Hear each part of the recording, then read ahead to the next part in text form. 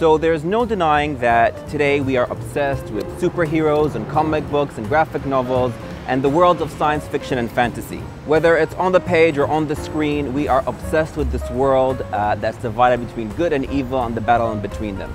I'm personally obsessed with these heroes and trying to figure out why we are so interested in these people with superpowers that hide behind masks and costumes. So today I'm going to talk to Saeed Arjumand, who is an illustrator based in Dubai and opened the first bookstore dedicated solely to comics here in Jalal Mall. I'm going to pick his brain about all things comic books, superheroes, movie franchises, reboot movies, and just get his thoughts on some really important issues like diversity in comics and movies and whitewashing. So stick with me, guys.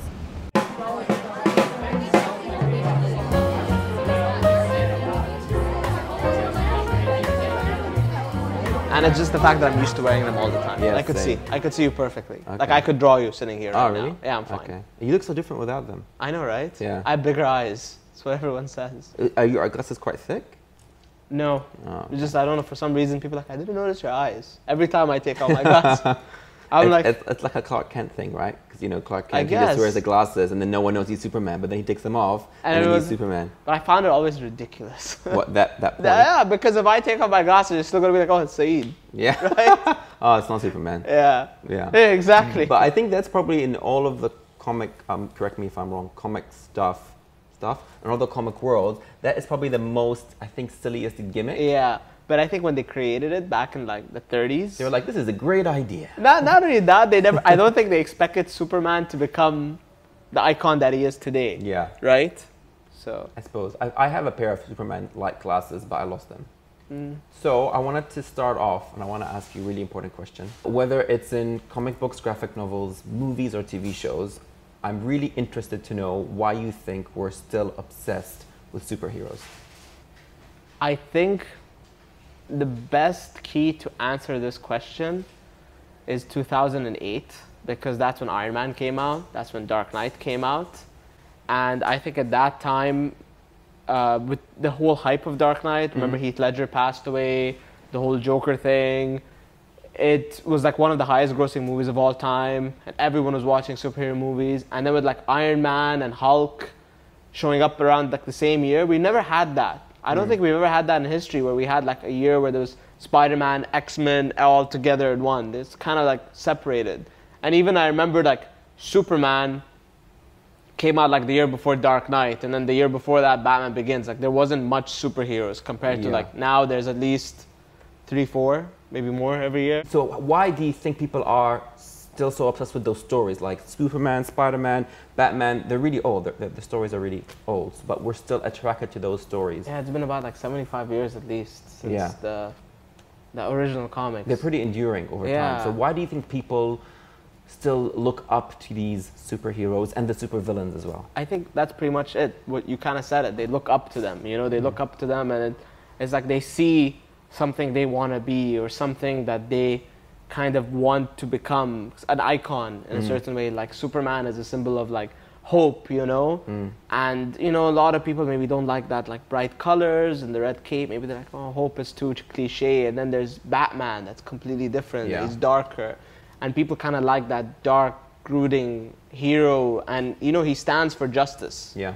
And I think people are looking at these characters, and then they're like, they're so cool. And then, you know, cosplay is a really big thing. Yeah, it's huge. And people dress up as them, and I think when you put on that costume, because I've put on a Batman costume before and all, I've done like Kylo Ren for Halloween, you feel like someone completely different, you know, like you feel like, you know, you hold the lightsaber, you switch it on, and it gives you that feeling from the movie, I guess, or just that like kind of maybe a sense of your childhood. Yeah. And I think it's these things that like you hold on to it so dear in your heart that you just kind of don't want to let go. Yeah. Because every time I open a lightsaber, I get like excited, and you know, I just hold it, and it like turns on. I'm like, you know, I kind of just want to. Ready for it. So for you, did this whole comic book world and the sci-fi world all begin in your childhood, or how did you get into it? How did you fall into eventually opening your own store and being an illustrator? Yeah, well, it was my childhood. Like, I grew up with dyslexia. I mentioned that to you before. Yep, we've talked about that before. And at that time, I didn't want to read anything, you know, like when you're a child and you find out you have a problem, Yeah. it's another problem, Yeah. you know, because you feel like everyone's looking at me, everyone's judging me. And I would watch Batman animated series and like the movies and stuff, and it's like all I really like cared about, you know, it's something I could get away from everything. Yeah. And then, you know, I found that there was more. There was like comic books. You know, as a kid, you discover, oh, it's a comic book. It's a thing. Yeah. Like, there's pictures and you could read. And I found some in like Chotram, and I would open them and look at them. And I'd just sit there and I'd stare at them. I wouldn't know how to read, but I'd stare at them. My mom kind of saw that, and she was like, we should get him comics because he's actually trying to read. And so one thing, I never picked up a book back then and want to read because I was just so frustrated, you know, that I knew I had a problem. And comic books helped me. It pushed me. And like I used to draw all the time as a kid, and my parents saw that, oh, he's drawing, let him draw. Like it's his passion. And it just kind of led all together. And it's like when I wanted to study art, it's like, what do you want to do in the artistic world? And I'm like, just kind of want to draw comics. I want to draw the people I love or create people who are inspired by the people I love. Like if it wasn't for comic books, I would have never read novels. I would have never read stuff like Game of Thrones. Yeah. I would have never read some of Neil Gaiman's work. And Neil Gaiman did do comics. So when I actually got introduced to reading books through reading comics, because I would read Neil Gaiman's comics like Sandman and some of his Batman stuff. I found that he's an author. He's not a comic book writer. Well, I think Neil Gaiman as well, he was the guy that made graphic novels something that weren't viewed as like, not trash, but something that was substantial, dark and interesting, and it was almost something literary. With a story. Yeah. Like it was important. And that's even with Sandman, Neil Gaiman's work. When I picked that up, because everyone was saying pick this up, and like the comic stores I used to visit as a kid, they were like, oh, this is this is like on the comic book bucket list to read. I picked it up, and I remember never reading something as dark as that in my life, because like they showed a child passing away in like the end of volume 1, and I was just like, what?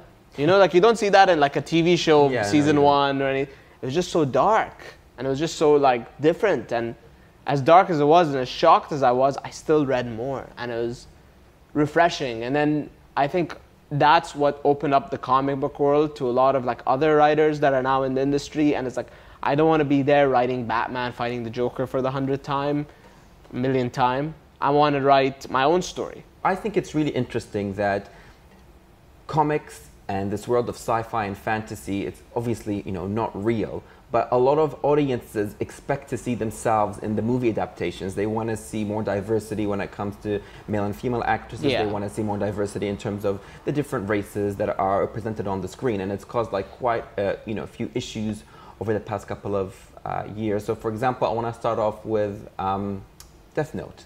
Now, big controversial movie. Huge. I mean, I love the Death Note comics. I'm sure you do as well. It's fantastic. I started reading a lot of mangas too when I read comics. Yeah. And I remember finding Death Note before it became an anime. Yeah. Or cartoon show, whatever you want to call it. And I was telling everyone, read this, it's amazing. And no one read it. No one read it at all. And then the anime aired, and everyone was reading it and watching it. And it's fantastic. And then I'm sure you saw the Netflix trailer. I don't think you saw the film, did you? I saw the film, actually. You did? I was really curious. Okay. So I watched a good portion of it, and I skimmed through the rest. Okay. But my sister watched it as well, and she told me whatever I skimmed through, so... So what did you think? It's really, really bad. There's a lot of whitewashing in it. Yeah. So... I mean, it's not just whitewashing, it's like American washing. I feel like everything is just stripped, it's bleached.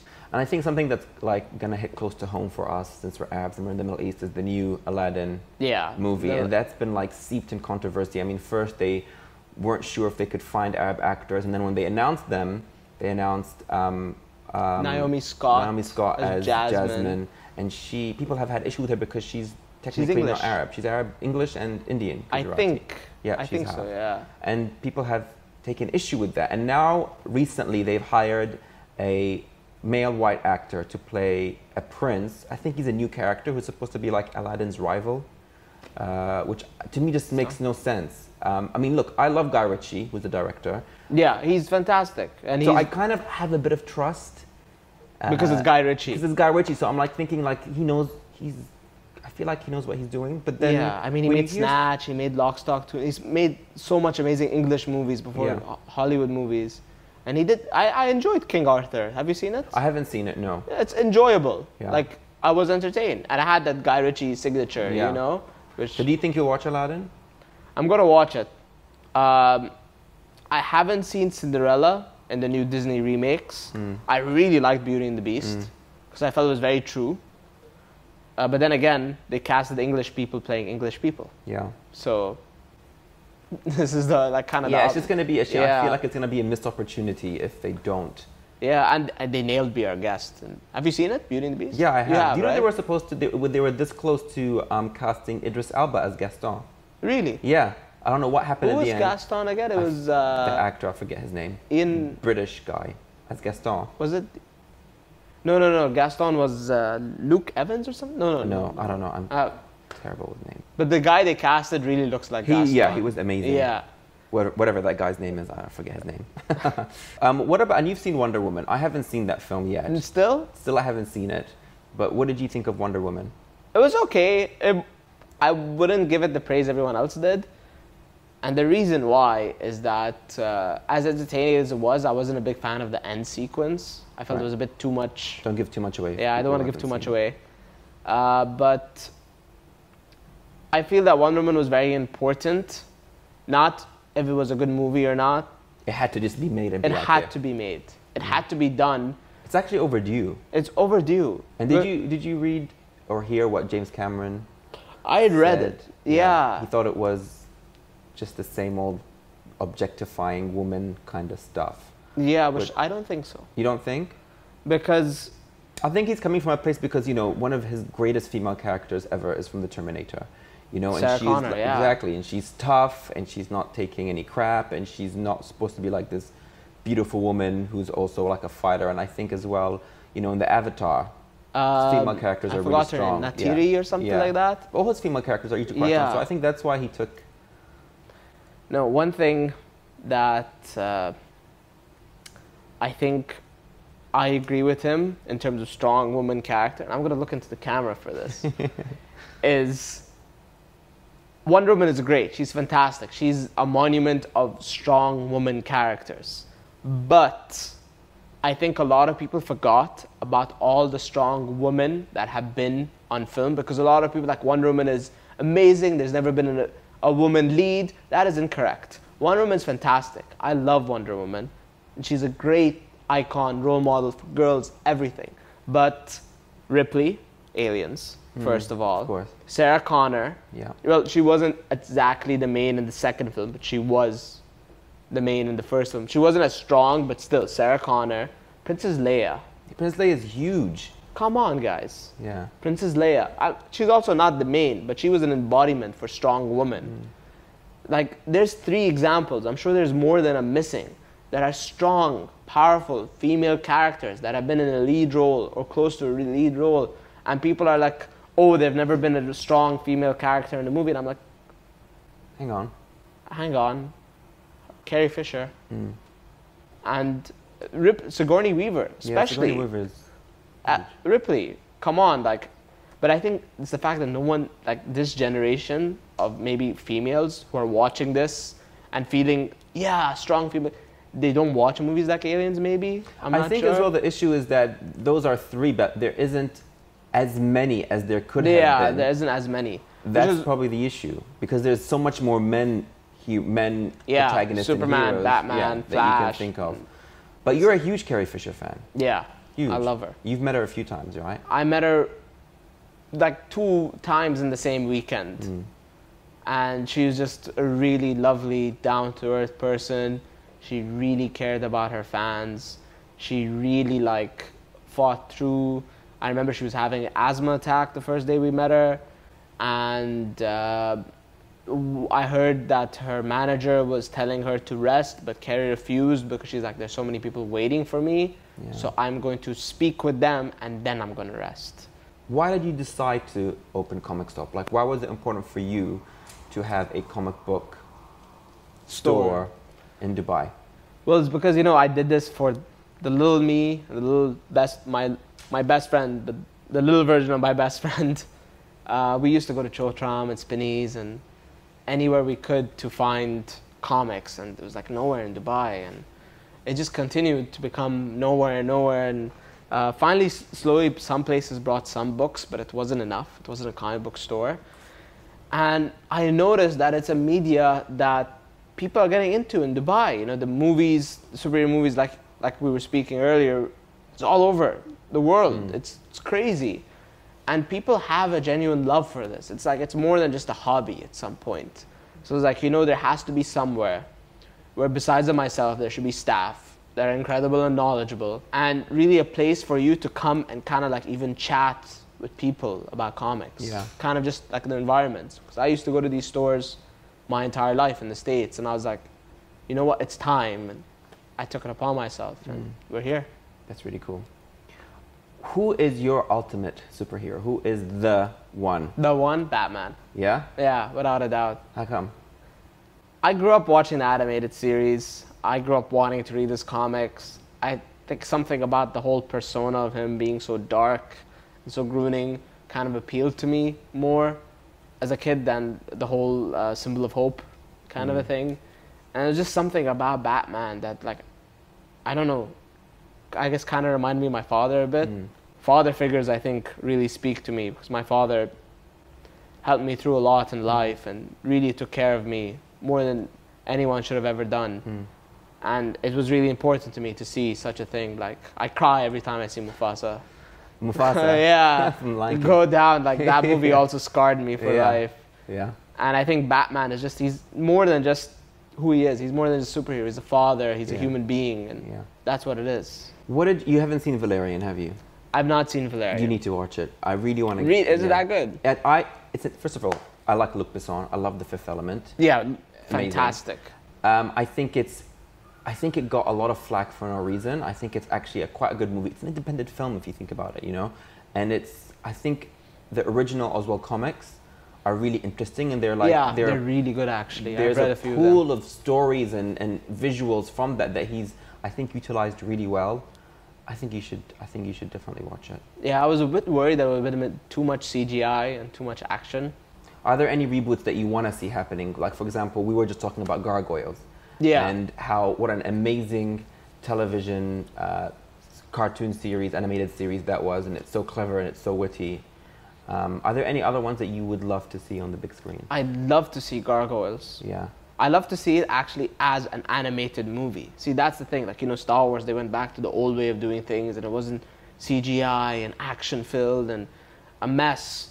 I like it when, like, with Disney did it for Princess and the Frog. It was like their first animated movie in a while, and it just felt so, like, correct. Yeah, I know what you mean.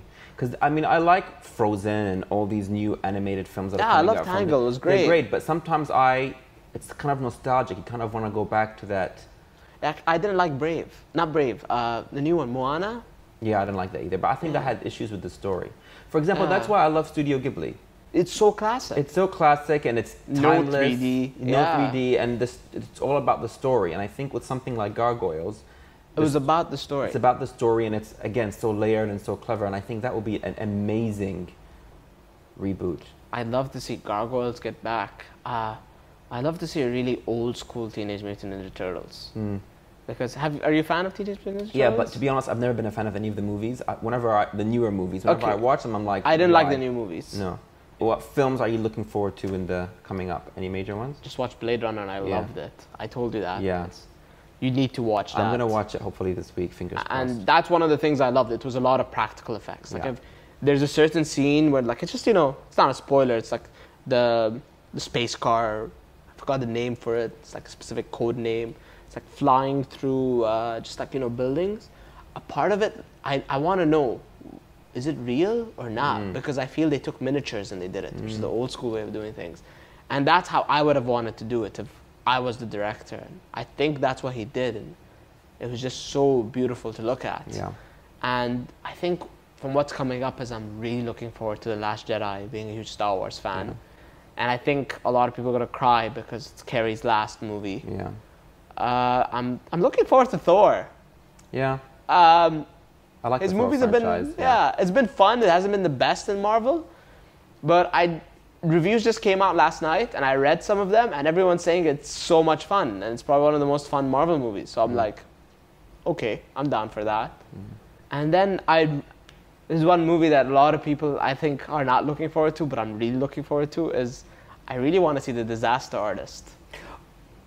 I'm so excited. I'm so excited. So excited. I just watched the Room, which is you just watched it? I just watched it. Like, I've heard about this movie so much, and I sat down and I watched it. And it is the funniest, most ridiculous thing I have ever seen in my life. It's amazing. I'm gonna tell you something more ridiculous. I met him. Did you? I met Tommy Wiseau, the guy. I met him in the airport.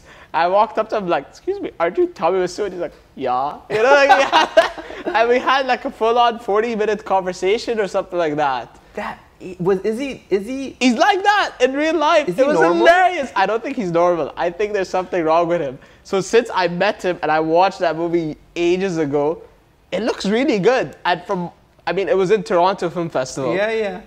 And I think James Franco is the perfect guy to play him. I heard that he was fantastic. Like, I heard that he might get nominated for an Oscar for it. I think like, that what? would be the funniest thing, because when you watch The Room, you're like, does this guy know he's bad? Is he making fun of himself? Is this a spoof? If I'm watching, is he doing this on purpose? It's like a whole life joke to him. So I think in his head, this is what I think in my head. I think that in his head, he thinks it's a good movie and he's doing a good job, and this makes sense, right?